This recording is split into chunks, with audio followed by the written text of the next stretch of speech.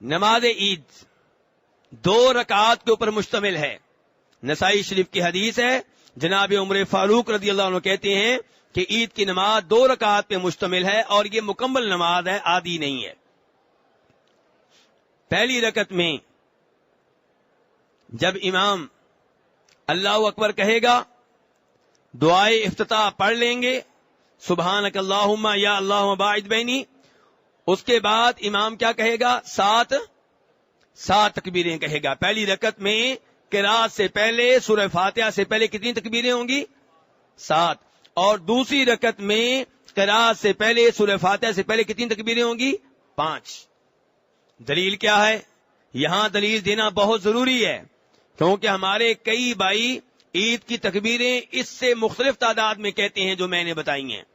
لیکن مسجد نبوی میں پہلی رکعت میں 7 تکبیریں ہوتی ہیں, رکوع کی تکبیر کے علاوہ, تکبیر تحریمہ کے علاوہ, اور دوسری رکعت میں 5 تکبیریں ہوتی ہیں رکوع کی تکبیر کے علاوہ. دلیل کیا ہے؟ 2 حدیثیں ہیں اس معاملے میں. پہلی حدیث جناب عائشہ رضی اللہ عنہ کی, دوسری حدیث جو ہے عمر بن شعیب عن ابیہ عن جدہ کی. دونوں حدیثوں کا خلاصہ یہ ہے, دونوں ابو داؤد میں آتی ہیں, دونوں درست ہیں, کہ نبی علیہ الصلوۃ والسلام پہلی رکعت میں 7 تکبیریں کہتے تھے, دوسری رکعت میں 5 تکبیریں کہتے تھے رکوع کی تکبیرات کے علاوہ.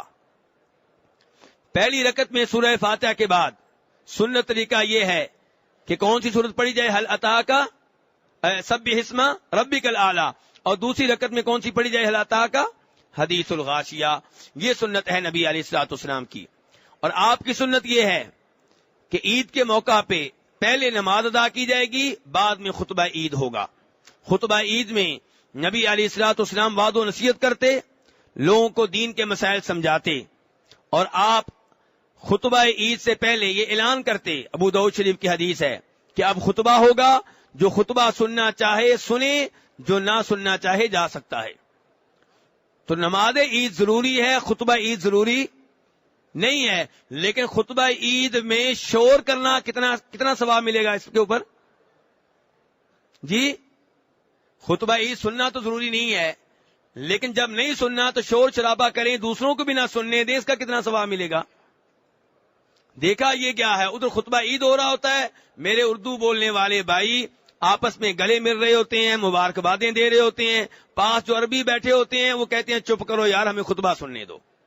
تو نہیں میرے بھائی, اگر آپ خطبہ نہیں سننا چاہتے آپ جا سکتے ہیں, لیکن یہ کہ وہاں بیٹھ کے آپ شور شرابہ کریں, دوسروں کو بھی نہ سننے دیں, دوسروں کو بھی مشغول کر دیں, یہ مناسب نہیں ہے. نماز عید کے بعد ایک دوسرے کو تقبل اللہ منا ومنکم کہہ کے مبارکباد دی جا سکتی ہے. صحابہ کرام کا یہ معمول تھا.